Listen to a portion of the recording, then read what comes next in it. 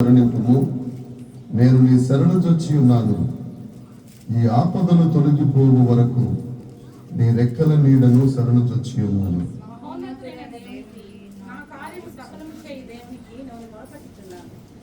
ఆయన ఆకాశం నుండి ఆజ్ఞ ఇచ్చి నన్ను రక్షించును. నన్ను మృంగగోరు వారు దూషణలు పలుకున్నప్పుడు దేవుడు తన కృపా సత్యములను పంపును.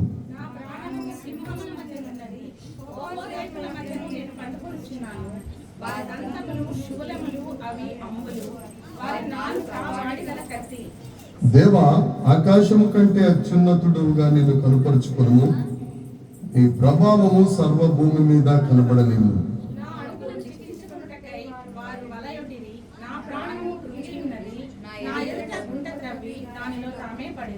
నా హృదయము నిబ్బరముగా ఉన్నది. దేవా, నా హృదయము నిబ్బరముగా ఉన్నది. నేను పాడుచు స్తుతిగానము చేసేదను.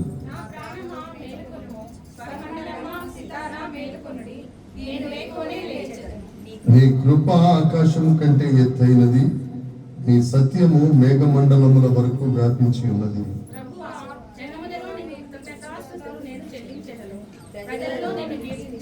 అందరూ కలిసి చదువుకున్నామండి. 11వ వచనం. దేవా, ఆకాశము కంటే అత్యున్నతుడుగా నిన్ను కనపరుచుకొనుము. నీ ప్రభావము సర్వభూమి మీద కనబడలేము. దేవుడు ఈ వాక్యమును మనందరి వెనుకిడిలో దీవించి ఆశీర్వదించి బలభరితం చేయను గాక. కూర్చున్నాం, అందరం కూర్చున్నాం. దేవునికి స్తోత్రం. హల్లెలూయా, హల్లెలూయా, హల్లెలూయా. దేవునికి మహిమ, యేసయ్యకి మహిమ. కీర్తనల గ్రంథం 57వ కీర్తన. ఇది దావీదు గారు రాసిన కీర్తన. దావీదు గారు రాసింది. ఆ కీర్తన పైన 1వ వచనానికి పైన కొన్ని అక్షరాలు ఉంటే చిన్న అక్షరాలు చదువుదామండి. ఇందులోని ప్రధాన గాయకునికి చదవాలి. అందరూ చదవట్లేదు, ఎవరు చదవట్లేదు.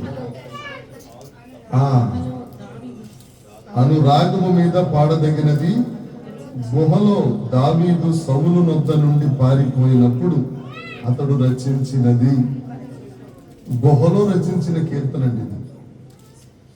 గుహలో అంటే బైబిల్ భాష ప్రకారం చావు, లేదు అంటే శ్రమ. శ్రమలో ఉన్నప్పుడు దావీదు గారు రాసిన కీర్తన. మనల్ని రాయమంటే ఏం కీర్తన రాస్తాము అండి? దుఃఖ రాగాలే అన్ని. ఒక రకంగా అసలు దుఃఖంలో ఏముందండి, సైడ్ పాట పెట్టుకుంటాం కానీ పాటలు ఏముంటాయి అని అంటారు. కానీ దావీదు దుఃఖంలోనే పాటలు రాశారు. ఆయన రాసిన 72 కీర్తనలో 75% దుఃఖంలో రాసినవి. దుఃఖంలో సహితం మనం దేవుని స్తుతించే వారిగా ఉండాలి. దేవునికి స్తోత్రం. ఏ రాగం మీద రాయబడిన కీర్తన ఇది? ఆల్ తషేత్.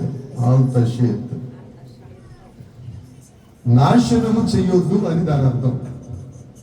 మనం కొత్త పెట్టారు మీరు, మీరే ప్రభు మస్తు మాట్లాడుకుంటారు.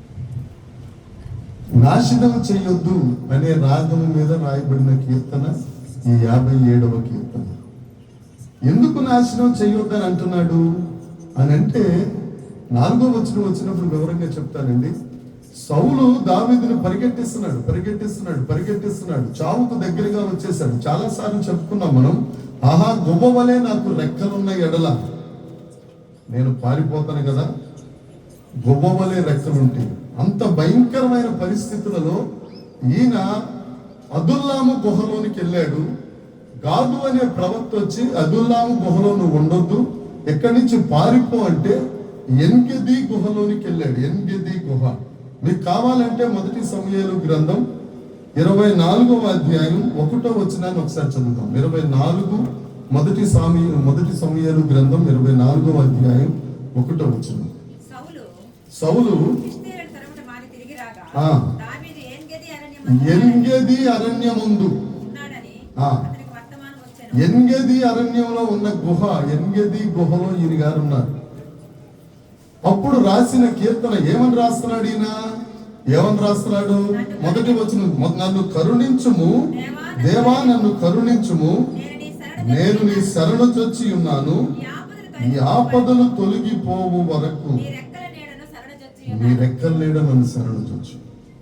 నన్ను దాచు ప్రభువా, ఈ ఆపదలు నన్ను విడిచి వెళ్ళిపోయేంత వరకు నీవు నన్ను నీ రెక్కల చాటున దాచిపెట్టు. నన్ను కరుణించు తండ్రి. అంతేగాని ఎందుకు ప్రభువా ఈ శ్రమలు పంపించావు? నేను నిన్ను ఇంతగా ఆరాధిస్తున్నాను కదా, నువ్వు అభిషేకం ఇస్తేనే కదా నేను ఆ రాజు దగ్గరికి వెళ్ళాల్సిన పరిస్థితి వచ్చింది, లేదంటే నేను అసలు వెళ్ళను కదా. ఇలాంటి కంప్లైంట్స్ ఏమి లేవు ఆయన ప్రార్థనలో. దేవా నన్ను కరుణించుము, దేవా నన్ను కరుణించు, ఈ ఆపదలు తొలగిపోవు వరకు నీవే నన్ను కరుణించు. కొలసీ పత్రిక 3వ అధ్యాయం 3వ వచనాన్ని ఒక మాట చూద్దాం. కొలసీలకు పౌలు గారు రాసిన పత్రిక 3వ అధ్యాయం 3వ వచనం. భూ సంబంధమైన వాటి మీద మనసు పెట్టుకోవద్దు, ఏలయనగా మీరు మృతి పొందారు, మీ జీవం క్రీస్తుతో కూడా దేవుని యొద్ద దాచబడి ఉంది. గుహ అంటేనే మరణం. ఇక్కడ పౌలు గారు చెప్తున్నారు, మీరు భయపడవలసిన అవసరం లేదు, మీ జీవం దేవుని దగ్గర దాచబడి ఉంది. మన జీవం దేవుని దగ్గర ఉంది. మనం మరణించిన తరువాత క్రైస్తవులకు ఒక నిరీక్షణ ఏంటి అని అంటే, మరలా మనం బ్రతుకుతాము. మనకంటూ ఒక జీవితం, మేలుకరమైన జీవితం, ఆశీర్వాదకరమైన జీవితం అనేది ఒకటి ఉంది. అదే నిరీక్షణ ఈ దావీదు గారు కలిగి, నా ఆపదలు తొలగిపోయేంత వరకు నీ రెక్కల నీడలో నన్ను దాచిపెట్టు ప్రభువా. ఈ మట్టలాదివారం రోజున నిన్న దినాన్ని మన వాక్యం ధ్యానించుకున్నాం. చాలా మంది వెళ్ళలేదు. పాపం స్త్రీల సంఘం అంతా ఈ పనుల్లో వాటిలో ఉండి బిజీ అయిపోయి వాక్యం బాగా విన్నట్టుగా లేరు. సరిగ్గా రాదు, ఎందుకంటే మీరు ఎట్లేదు కాబట్టి. దాని మీద ఎందుకు మనం నిన్న మట్టలాదివారం అంటే ఏంటి? వేరే డైరెక్షన్ లో మాట్లాడడానికి దేవుడు సహాయం చేశారు. ఆయన యెరూషలేము ప్రవేశం చేసిన తరువాత మొట్టమొదటి చేసిన కార్యక్రమం ఏంటి అంటే, దేవాలయమును శుద్ధీకరించుట. మనం ప్రకృతి సంబంధమైన లేకపోతే సృష్టి సంబంధమైన ఈ దేవాలయాన్ని మనం క్లీన్ చేస్తే, శుభ్రం చేస్తే, ఈ దేవాలయంలో పని చేస్తే, ఏదో ఒక పని, చిన్న పని కానీ పెద్ద పని కానీ ఏదో ఒక పనిలో నువ్వు ఉంటే దేవుడు నిన్ను నీ కుటుంబాన్ని శారీరకంగా ఆశీర్వదిస్తాడు. రెండవది ఆత్మ సంబంధమైన దేహం, ఆత్మ సంబంధమైన మందిరం. యేసుక్రీస్తు ప్రభు అంటారు, ఇది నా మందిరం, ప్రార్థనా మందిరం, ఇది వ్యాపారపు ఇల్లు చెయ్యొద్దు అని అక్కడున్న పావురాలను వాటన్నిటిని, పనికిరాని వాటన్నిటిని పంపివేశాడు. అంటే హృదయంలో శుద్ధి చేశాడు. మనం కూడా మన హృదయంలో చాలా ఉంటాయి, చాలా రాళ్ళు ఉంటాయి. ఆ రాళ్ళన్నీ తీసేయాలి. ఆత్మ సంబంధంగా మనం క్షేమము కలిగినప్పుడు నీ జీవం దేవుని యందు దాచబడి ఉంటుంది. పౌలు గారు అది ఉద్దేశించే, దావీదు గారు అది ఉద్దేశించి అంటున్నారు, నా ఆపదలు తొలగిపోయేంత వరకు నన్ను ఏం చేయ ప్రభు, నీ రెక్కల నీడలో 91వ కీర్తనలో ఉంటుంది కదా, సర్వశక్తుని నీడను మహోన్నతుని చాటున నివసించువాడు సర్వశక్తుని నీడను విశ్రమిస్తాడు. ఆ దేవుడు ఏం చేస్తాడట? ఆ రెక్కలతో కప్పుతాడు, ఆ రెక్కల చోటును మనల్ని దాస్తాడు. ఇక నీకు ఏ రోగం కానీ, ఏ కష్టం కానీ, ఆర్థిక పరిస్థితి కానీ అక్కడికి వచ్చి నిన్ను ముట్టే ప్రసక్తే లేదు. ఆశ్రయం. రెండవ వచనం చదువుదాం. మహోన్నతుడైన దేవునికి, నా కార్యము సఫలము చేయు దేవునికి. ఎవరికి మొరపెడుతున్నాడండి ఆయన? మహోన్నతుడైన దేవునికి. మహా ఉన్నతుడు ఆయనకి. ఆయన తరువాత ఉన్నతుడు అన్నవాడు ఎవడు లేడు. మహా ఉన్నతుడు, ఎలియోస్. ఆ మాట బైబుల్లో 5 సార్లు ఉంటుంది. 5 సార్లు ఎలియోస్. ఎలియోస్ అంటే నీకు సమస్తమును సమకూర్చువాడు, సఫలము చేయువాడు అని అర్థం. నువ్వు ఆ ఎలియోసుని, ఆ మహోన్నతుడైన దేవుణ్ణి నువ్వు ఆశ్రయించినప్పుడు ఏ కష్టం నీ దగ్గరికి వచ్చినా జస్ట్ 1 సెంటీమీటర్ దూరంలో నుంచి తప్పించుకుంటా ఉండేవాడండి దావీదు. దావీదు ఎప్పుడో చచ్చిపోవాలి. ఈ ఎన్గేది అన్న గుహ దగ్గరికి సౌలు గారు 3000 మంది సైనికులు తీసుకొచ్చాడు ఒక్కను కొట్టుకోవడానికి. కానీ దేవుడు చిక్కనివ్వలేదు. ఎందుకు చిక్కనివ్వలేదు అనేది ముందు మాటలో మనం చూస్తున్నాం. ఆ మహోన్నతుడైన దేవుని దగ్గర మనం ఉన్నప్పుడు పౌలు గారు రోమపత్రిక 8:28 ఒక మాట అంటారు, దేవుణ్ణి ప్రేమించు వారికి అనగా ఆయన సంకల్పము చొప్పున పిలువబడిన వారికి. ఏర్పరచబడిన వారు చాలా మంది, పిలువబడిన వారు కొద్ది మంది. ఎంతమంది లేరండి ఈ నెల్లూరులో? ఇది మాత్రమేనా? మనము పిలువబడిన గుంపులో ఉన్నాం. దేవునికి స్తోత్రం, దేవునికి స్తోత్రం. నీకు సమస్తము సమకూడి జరిగేటట్లుగా దేవుడు చేస్తాడు. ఒకవేళ నీ దగ్గరికి కష్టం వచ్చింది, నీ కష్టం నీ అంచుల్లో ఉంది, నిలబడింది, నీ ద్వారబంధం దగ్గర కష్టం నిలబడింది, నువ్వు కష్టాన్ని పొందుకోవాలి, తప్పదు.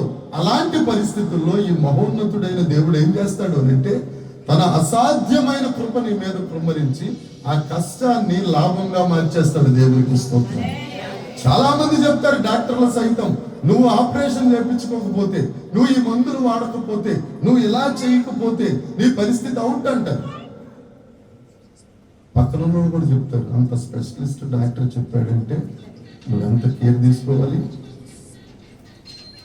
కానీ స్వస్థపరచు దేవుడు ఏం చేస్తాడో తెలుసా అండి?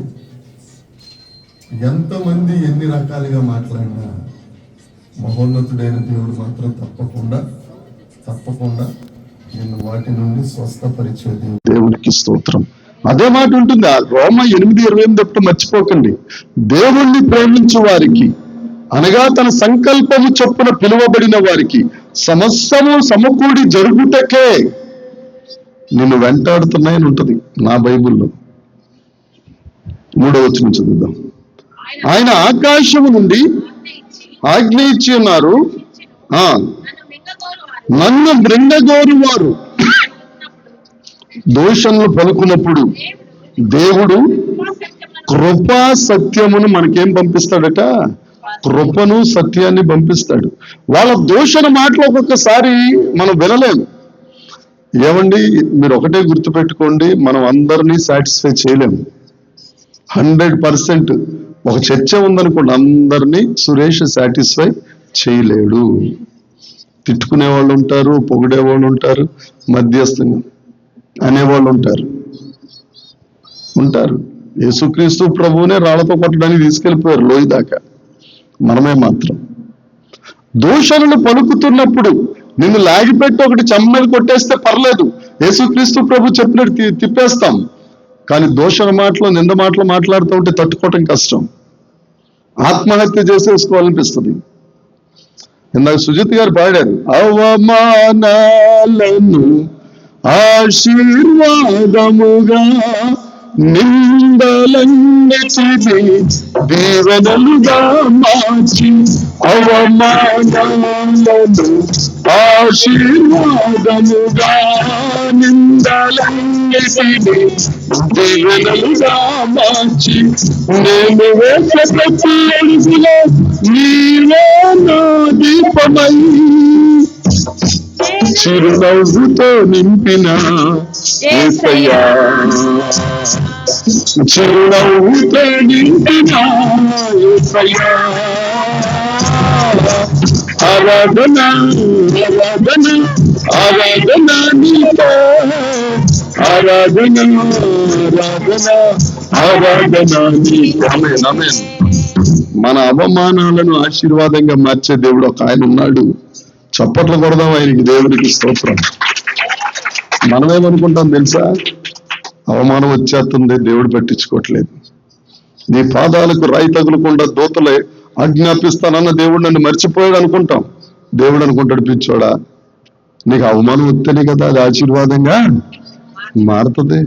నీకు నిందొస్తేనే కదా అది పూదండగా మార్చబడుతుంది. నువ్వు నిందిస్తున్నావు అని అంటే దేవుడు నాకు నేర్పిన నీతి చెప్తున్నాను. దేవుడు నాకు పోదండ రెడీ చేసేసాడు రా అనుకుంటా. హల్లెలూయా.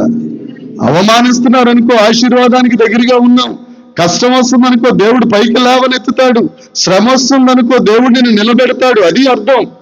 అంతేగాని నీ శ్రమలు వస్తున్నాయాలంటే దేవుడు వదిలేశాడని కాదు. కొద్దిగా సౌండ్ తగ్గించండమ్మా. 4వ వచనం, నా ప్రాణం ఎక్కడుందంటండి? సింహముల మధ్య, కోపోద్రేకుల మధ్యలో నేను పండుకొనిచున్నాను. వారి దంతములు శూలము, అవి అంబులు. బాబోయ్, వారి నాలుకే కత్తి అంట. పాపం ఈత మట్టలు తీసుకురావడానికి విక్టర్ నాయుడు గారు సపరేట్ గా కత్తి కొనుక్కోవాల్సి వచ్చింది. కొడవలే, అదే కత్తి. మనకైతే అక్కర్లేదు, మన నాలుగుతోనే కోసేస్తాం అంతే. అలాంటి జీవితాన్ని యేసు రక్తం జయం చచ్చి ఊరుకోవాల్సింది అంతే. వారి నాలుక వాడిగల కత్తి. ఆయన ఎక్కడ ఉంటున్నాడంటండి? సింహాల మధ్య, కోపోద్రేకుల మధ్య. దావీదును దేవుడు గాతు అనే శ్రమ నుండి తప్పించాడండి. గాతు అనే శ్రమ నుండి తప్పించాడు. తరువాత అదుల్లాము గుహలోనికి వెళ్ళాడు. ఆయన అదుల్లాము గుహలో కొంతకాలం ఉన్నాడు. అదుల్లాము గుహలో ఉన్నప్పుడు దావీదు చేసిన ఇంకొక పని ఏంటి అని అంటే, శ్రమంలో సింహాల మధ్యన ఎన్ని కష్టాలు పడుతున్నాడో చెప్తున్నాను. తన తల్లిదండ్రులను తీసుకెళ్లి మోయాబులో ఉంచాడు. మోయాబు మనకు అపవిత్రమైన స్థలం కదా. మరి మోయాబులో ఎందుకు ఉంచాడు దావీదు తల్లిదండ్రులను? ఎందుకు ఉంచాడు? దావీదు తండ్రి పేరు యెష్షయి. యెష్షయి నానమ్మ పేరు రూతు. రూతు మోయాబీరాలు. అంటే రూతు మోయాబీరాలు ఉన్నప్పుడు ఆ మోయాబులో వీరికి కొద్దో గొప్ప సంబంధం ఉంది. వేసవి సెలవులకి పవిత్ర మొదలెట్టేశారు. వేసవి సెలవులకి ఇదివరకు మేము అమ్మమ్మ గారింటికి నానమ్మ గారింటికి వెళ్తుండేవాళ్ళం. రోడ్లు గీడ్లే ఉండి కాదు. వర్షం వచ్చిందంటే స్కేటింగ్ అక్కడ అడిగెత్తి ఇంటికి వెళ్ళిపోయేవాళ్ళం జాగ్రత్తగా. అలాగే యెష్షయి వారందరూ మోయాబుకి వెళ్ళిన దాఖలాలు ఉన్నాయి. ఎందుకంటే నానమ్మ గారి ఊరు కాబట్టి. ఇక మోయాబు వెళ్ళిపోతే సౌలు మోయాబు వెళ్ళలేడు కనుక, అది ఎలాగో వారి సొంత ఊరు లెక్క కనుక దావీదు వారి అమ్మ నాన్నని తీసుకెళ్లి మోయాబులో ఉంచాడు. లేకపోతే సౌలు యెష్షయిని చంపేసేవాడే, ఎందుకంటే దావీదు మీద కోపంతో. ఆ తర్వాత ప్రవక్త అయిన గాదు వచ్చి, నువ్వు అదుల్లాము గుహలో ఉండొద్దు దావీదా, నువ్వు బయటకు వచ్చేయి అంటే బయటకు వచ్చేసాడు. బయటకు వస్తూ నడుచుకుంటూ వెళ్తుంటే ఆకలేస్తే ప్రధాన యాజకుడైన అహీతోపేలు దగ్గరికి వెళ్ళాడు. అక్కడ ఎవరున్నారు? దోయగు అనే ఒక దొంగ ఉన్నాడు అక్కడ. అహీతోపేలు ఆయనకు ఆ సన్నిధి రొట్టెలు, తరువాత దావీదు గొలియాతును చెప్పిన ఖడ్గం అదంతా తీసుకుని వస్తుంటే మొత్తం స్టోరీ అంతా సౌలు గారికి చెప్పాడు. సౌలు మళ్ళీ తరవటం మొదలు పెట్టాడు. ఈ లోపల కెయీలా వారికి చిన్న శ్రమ వచ్చిందని, మాకు సహాయం చేయవా దావీదు అంటే సహాయం చేస్తే సహాయం పొంది వీళ్ళెళ్ళి సౌలుకి చెప్పాడు, మా ఊర్లోనే ఉన్నాడు, మా ఇంట్లోనే ఉన్నాడు దావీదు అంటే. ఎంత నమ్మక ద్రోహమో చూడండి. వారి నాలుక వాడిగల కత్తి. సహాయం చేసిన వాళ్ళే తీసుకెళ్లి చావు కప్ప చెప్పేశారు. జీఫీలు శ్రమలో ఉంటే వారికి సహాయం చేసి వారికంటూ ఒక ఊరి ఏర్పాటు చేశాడు దావీదు. అయితే ఆ జిఫీలు వెళ్ళి మరలా సౌలు గారికి చెప్పారు. సౌలు సైన్యాన్ని 3000 మంది సైన్యాన్ని వేసుకుని వస్తా ఉంటే మధ్యలో కొండ. ఆలోచించుకోండి, ఇటుపక్క 3000 మంది సైన్యం, ఇటుపక్క దావీదు ఒక 600 మంది. ఆ 600 మంది సైనికుల కాదు, ముసలోళ్ళు, ఇబ్బందులు ఉన్నవాళ్ళు, ఆర్థిక పరిస్థితులు ఉన్నవాళ్ళు, కష్టాలు ఉన్నవాళ్ళు. వీళ్ళు నడుచుకుంటూ వెళ్తున్నారు, ఏమీ లేదు. అటు నుంచి ఎవడన్నా గట్టిగా అరిచినా ఏం చేసినా సౌలుకి 3000 మందికి వినిపిస్తే వచ్చి వెంటనే చుట్టుముట్టి వారిని చంపేస్తారు. కానీ దేవుడు ఏం చేశాడు తెలుసా? కోపోద్రేకుల మధ్య నుండి, ఆ సింహాల నుండి వాడిగల కత్తి నుండి ఫిలిష్తీయులు నీ మీదకి యుద్ధానికి వచ్చారు హో అని ఒక కబురు వచ్చిందంతే. ఎవరికి? సౌలుకి. దావీదుని తర్వాత అన్న చంపొచ్చి, ముందు మనం చచ్చిపోతాం రాని పరిగెట్టుకు వెళ్ళిపోయారు. ఎలా ఉంటుందండి అసలు ఆ పరిస్థితి? ఇక చచ్చిపోయాం అని ఆ 600 మంది డిసైడ్ అయిపోయారు. చచ్చిపోయాను అని దావీదు డిసైడ్ అయిపోయాడు. అలాంటి పరిస్థితిలో శత్రువు పారిపోయాడంటే ఎలా ఉండుంటది? మన జీవితాల్లో కూడా అంతే అమ్మా. ఏంటి? మన జీవితాలు కూడా అంతే. ఇక ప్రాణం పోతుంది, శత్రువు వచ్చేస్తాడు, అప్పులోడు వచ్చేస్తాడు, మనల్ని కట్టేస్తాడు, తన్నేస్తాడు, దున్నేస్తాడు, రకరకాల మాటలు. పక్కన వాళ్ళు కూడా బాబోయ్ వచ్చేస్తున్నాడు, ఎక్కంతా మీరు ఖాళీ చేసి వెళ్ళిపోండి, ఎక్కడికన్నా వెళ్ళిపోండి అని రకరకాల మాటలు అంటారు. నువ్వు దేవుడి మీద ఆధారపడితే ఆయన రెక్కల చాటున నిన్ను ఆదుకునే దేవుడు మనకున్నాడు. దేవునికి స్తోత్రం, స్తోత్రం. నీ ఇంటి ముందుకు వచ్చి చేయి చూపించేవా బంగారు మాకారా నీ సంగతి చూద్దాం అన్నవాళ్ళు లేరా? ఏమండి లేరా? ఉంటారు. అలాంటి పరిస్థితిలో దేవుడు కలుగు చేసుకుంటాడు. హల్లెలూయా. నీ విశ్వాసం పెరిగేది కూడా అప్పుడే దేవునికి మహిమ. హల్లెలూయా. నువ్వు అక్కడ వరకు ఉంటే దేవుడు అంటాడు బడా నమ్మకమైన మంచి దాసుడు. 5వ వచనం చదువుదాం. దేవా, ఆకాశము కంటే అత్యున్నతుడుగా నిన్ను కనుపరుచుకొనుము, నీ ప్రభావం సర్వభూమి మీద కనబడనిము. మన ప్రార్థనలో ఎప్పుడైనా ఇలాంటి మాటలు కనపడతాయా? చిచ్చి, మేము ఆ ప్రార్థన, బైబిల్ ప్రార్థన మేము ఎందుకు చేస్తాం? అంత కాపీ కొట్టే వాళ్ళే కనపడుతున్నాం పాస్టర్ గారు. మా ప్రార్థన వేరు. ఏంటో ప్రార్థన? Duplex building. ఏమండి, పెళ్ళిళ్ళు అయిపోవాలి. అదిగో సౌండ్. ఇంట్లో కుక్కలు ఉండాలి, వీధిలో మొక్కలు ఉండాలి. ఇవన్నీ ప్రార్థన చేస్తాం. దేవుడు నీకు కావాల్సింది సమస్తాన్ని ఇస్తాడమ్మా, సమస్తాన్ని ఇస్తాడు. ఇద్దామని కదా ప్రసంగిలో ఆయన అంటాడు 5వ అధ్యాయంలో, నేను సమస్తమును చక్కగా మీ కొరకు చేసి ఉన్నాను. చక్కగా చాలాసార్లు చెప్పాను, ఇంగ్లీష్ లో ఉంటుంది బ్యూటిఫుల్ గా. నీకోసం దేవుడు సమస్తాన్ని చక్కగా బ్యూటిఫుల్ గా చేశాడు. నీకోసమే, నా కోసమే, ఇంకొకళ్ళ కోసం కాదు. అది మనం కంగారిపోతాం. మనోనేత్రము తెరవబడిన ఎడల మనం దాన్ని జాగ్రత్తగా చూడగలం. దేవునికి స్తోత్రం. 6వ వచనం. నా అడుగులను చిక్కించుకొనుటకై వారు వలొడ్డారట, నా ప్రాణం కుంగిపోయింది. గుంట కూడా దవ్వేశారండి అయ్యగారి కోసం. ఏ అయ్యగారి కోసం? దావీదు గారి కోసం. ఒకసారి ఎలా ఉంటుందో చూడండి. సౌలు దేవుని చేత అభిషేకించబడినవాడు, దావీదు దేవుని చేత అభిషేకించబడినవాడు. 2 సార్లు సౌలు చావుకు దగ్గరగా దావీదు చేతికి దొరికేశాడు. 2 సార్లు చచ్చిపోతాడు, చంపేస్తే. నాలంటోడు ఉంటే చంపేదాడు. తర్వాత సంగతి దేవుడి దగ్గరికి వెళ్ళి క్షమాపణ చెప్పుకుందాం, మళ్ళీ ఒక దహన బలి అర్పించేద్దాం, పాపబలి, ఇది ఎందుకు వచ్చింది, చంపేద్దాం. కానీ దావీదు గారు ఆ పని చేయలేదు. అది సహనం అంటే. అరటిపండు దొరికినట్టుగా దొరికేశాడు సౌలు దావీదుకి. అందులోనూ సంకు నివర్తి చేసుకున్నాడంట. చూసినా గాని పరిగెట్టలేడు. ఒక బాణం వేసేస్తే పడిపోతాడు అంతే. కానీ చేయలేదు ఆ పని. ఎందుకో తెలుసా? దేవుని మనసు కలిగిన వాడు. హల్లెలూయా. కింద ఒక వచనం ఉంది, ఆ వచనం చెప్పినప్పుడు చెప్తానండి మీకు తర్వాత. నా హృదయము నిబ్బరముగా ఉన్నది దేవా, నిబ్బరముగా ఉన్నది, నేను పాడుచు. ఏమండి, కీర్తన ప్రారంభమైంది ఎక్కడ? గుహలో, చావు దగ్గర. అవునా? పాపం సాత్విక చాలా కష్టపడుతుంది. చావు దగ్గర ప్రారంభమైంది. ఈ వచనం వచ్చేసరికి, 7వ వచనం వచ్చేసరికి ఎక్కడి నుంచి వచ్చేసిందంట నిబ్బరం. ఇంత నిబ్బరం అయ్యగారికి. ఏమండి, ఇంత హృదయంలో నిబ్బరం, ధైర్యం ఎక్కడి నుంచి వచ్చింది? ఆఖరి లైన్లో ఉంటుంది, నేను పాడుచు. విలాప వాక్యాలు 3వ అధ్యాయం 23వ వచనం ఒక మాట ఉంటుంది, చూద్దాం. మన ట్విన్నికి కూడా వచనం చూస్తే పేరు పెట్టడం జరిగింది. విలాప వాక్యాలు 3వ అధ్యాయము 23వ వచనం.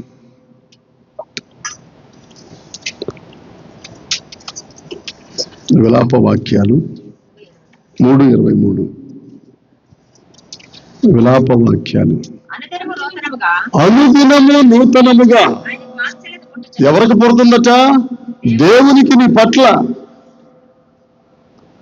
ఎప్పుడు ఫ్రెష్ నీ కోసం, ఫ్రెష్ మన్నా. నిన్నటిది ఈ రోజు తినే ప్రసక్తే లేదు దేవుడి దగ్గర. నిన్నటి కృప నిన్నటిదే, ఈ రోజు కృప ఈ రోజుదే. అనుదినము కృప నూతనముగా పుట్టుచున్నది, నీవు ఎంతైనా. చెప్పాలని అందరూ చెప్దాం. నీవు ఎంతైనా. 3 సందర్భాల్లో ఉంటుంది ఎంతైనా అన్నమాట. 3 సార్లే. మొదటిది ఎంతైనా నమ్మదగిన దేవుడవు. రెండవది 119వ కీర్తనలో తీయక్కర్లేదు, నీ వాక్యము ఎంతో నెమ్మదినిస్తుంది. మూడవది చెప్తారా చెప్పమంటారా? మనందరికీ బాగా చిన్నప్పటి నుంచి కంటత వాక్యం అది. నేను అడిగేసరికి మీరు ఎక్కడెక్కడ ఊహించేస్తారు, కానీ మీకు అందరికి బాగా తెలుసు. యోహాను సువార్త ఎప్పటికీ కనెక్ట్ అవ్వాలా, 3వ అధ్యాయం. అది దేవుడు లోకమును ఎంతో నమ్మదగిన దేవుడు, ఎంతో నెమ్మదిచ్చే దేవుడు, ఎంతో ప్రేమించే దేవుడు. దేవునికి స్తోత్రం, హల్లెలూయా. మన దేవుడేం ఆశామాషి దేవుడు కాదండి. నువ్వు టెంకాయ తెస్తేనే నీకు నెత్తి మీద పెడతారు, తెలుసా మీకు? ఎవరికన్నా పెట్టాను కాబట్టి చెప్తున్నా. నెత్తి మీద పెట్టడం. ఆడవాళ్ళు అయితే చెయ్యట్టుకుని నెత్తి మీద ఉంచేసుకునేవారు. అది ఏమొచ్చేదో నాకు అర్థమైంది, నాకు మాత్రం ఏ రాలేదు. దేవునికి మహిమ కలుగునుగాక. ఆ గోపాలు ఈ గోపాల వల్ల వచ్చేది నథింగ్. జాగ్రత్తగా చందాలు కానుకలని డబ్బులు వెళ్ళిపోతాయి తప్ప దీవెనలు రావు. మన దేవుడు ఎంతో నెమ్మదిగించే దేవుడు, ఎంతో నమ్మదగిన దేవుడు, ఎంతో ప్రేమించే దేవుడు. 8వ వచనం, నా ప్రాణమా నిద్రపోము, మేలుకొనుము, స్వరమండలమా సితారా నిద్రపోకండి, నేను వేకువనే. వీళ్ళు లెగటమే కాదు, అటన్నిటిని లేపేస్తాడు. ఇదివరకు 4 గంటలకి ప్రార్థన మా ఇంట్లో, ఇదివరకు, ఇప్పుడు కాదులేండి. నేను ఈవిడ లేచి కూర్చుంటే పెద్దమ్మాయి భయపడి లేచేది, చిన్నమ్మాయి కాస్త గారం కదా, ఏం డాడీ మాట్లాడితే పద్దవా, ఇదే రోజు ముక్తి సూక్తి ముక్తావళి ఏదో అంటారు కదా, పద్దాక ప్రార్థన పడుకోద్దిగా.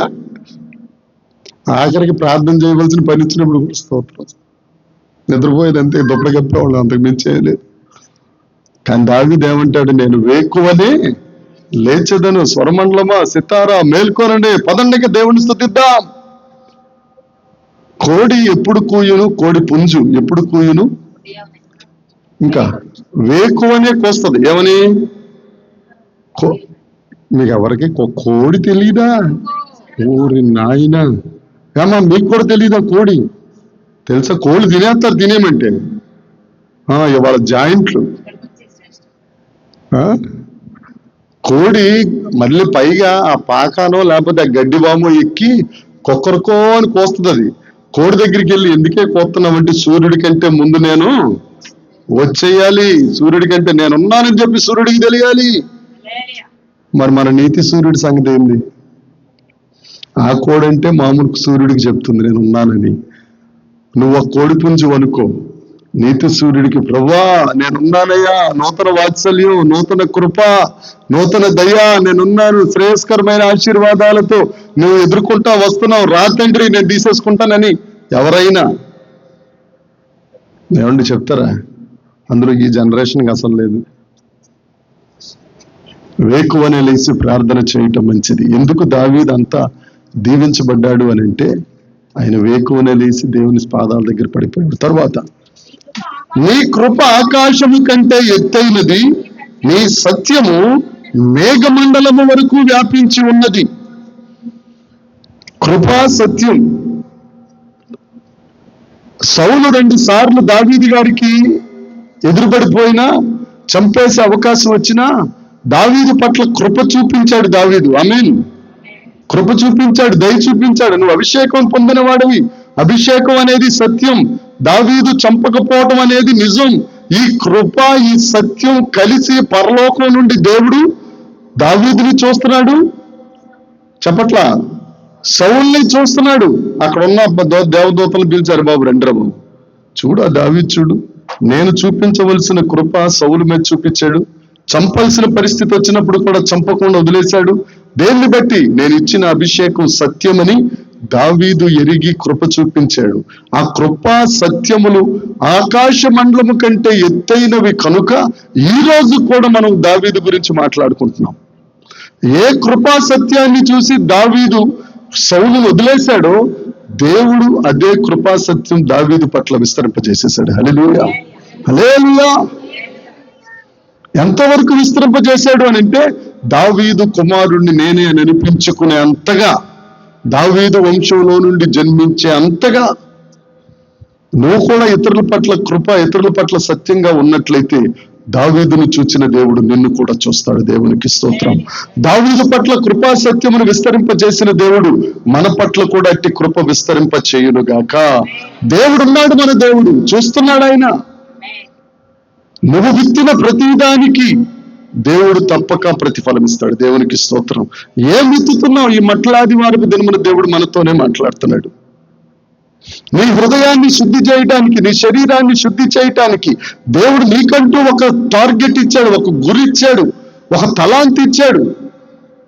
యేసుక్రీస్తు ప్రభువు జీవితం 3.5 సంవత్సరాల్లో ఆఖరి నెలలోనే, ఆఖరి వారంలోనే ఎందుకు యెరూషలేంకి వెళ్ళాలండి? మధ్యలో వెళ్ళొచ్చు కదా. ఎప్పుడన్నా ఆలోచించారా? సంసోను అక్కడ తీసుకెళ్లి ఆడిటోరియంలో కట్టేసినప్పుడు, దలీలా అప్పగించినప్పుడే ప్రార్థన చేశాడు, దేవా నీ కృప చొప్పున జ్ఞాపకం చేసుకే. లాస్ట్ లో ఎందుకు ప్రార్థన చేశాడు? ఫస్ట్ నుంచి చేయొచ్చు కదా. పౌలు రోమాకి వెళ్తానంటే పరిశుద్ధాత్మ దేవుడు ఎందుకు అడ్డగించాడు? లాస్ట్ లో ఎందుకు వెళ్ళమన్నాడు? ఎందుకంటే నా పొరుగు తుదముట్టించి తిని అనే మాట వారు చెప్పాలి కాబట్టి. కైసరు క్రూరుడు, కైసరికి వాక్యం చెప్పడానికి వెళ్తున్నాడు పౌలు. మధ్యలో వెళ్ళిపోతే బోడంత సేవ ఉంది. పరిశుద్ధాత్మ బాబు నువ్వు ఆగర బాబు, చాలా సేవ ఉంది, అప్పుడే వెళ్ళిపోతానంటావు ఏంటి కైసరు దగ్గరికి? ఇంకా చాలా ఉంది.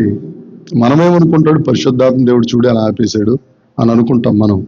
ఆయనకంటూ మన మీద ఒక చిత్తం ఉంది. దేవునికి స్తోత్రం. నీ మీద ఒక ప్రణాళిక ఉంది. దేవునికి స్తోత్రం. ఎందుకంటే నీ ఎడల కృపా సత్యములు విస్తరింప చేయటానికి. 10వ వచనం, ప్రభువా జనములు, గుర్తుపెట్టుకోండి, నీకు కృతజ్ఞతాస్తుతులు చెల్లించదను.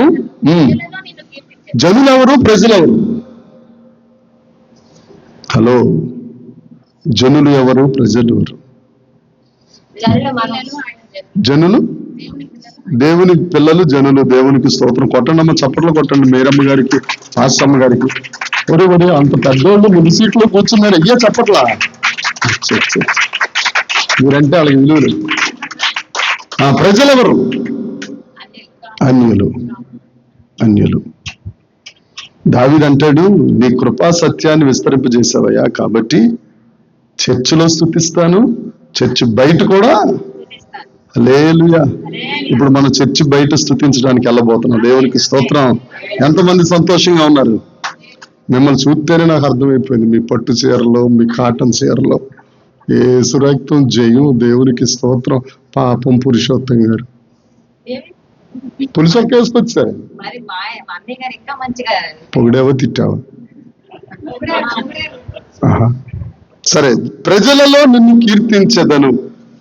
మీరు ఎంతగా చప్పట్లు కొట్టి పాటలు పాడతారో చూస్తాను ఇక్కడ. హల్లెలూయా. మంచి డ్రమ్ ప్లేయర్ని దేవుడు ఇచ్చాడు ఇవాళ. ఆయన మెడలో వేసేద్దాం, అవార్డు వేసినట్టు ఆ డ్రమ్. ఆఖరి వచ్చిన, దేవా ఆకాశము కంటే అత్యున్నతుడిగా నిన్ను కనుపరుచుకొనుము. ఎక్కడో విన్నట్టుందా ఈ మాట కదండి? ఎక్కడ వినుంటాం? ఏమండి, 40వ కీర్తన అంట. 40, మొత్తానికి ఏదో 40 నుంచి 50 కీర్తనల వరకు కాదండి. ఇదే కీర్తనలో విన్నాం మనం. 5వ వచనం చూస్తే ఉంటది అది. చూసారా? ఇప్పుడు దాకా ధ్యానించుకుంటా వచ్చింది.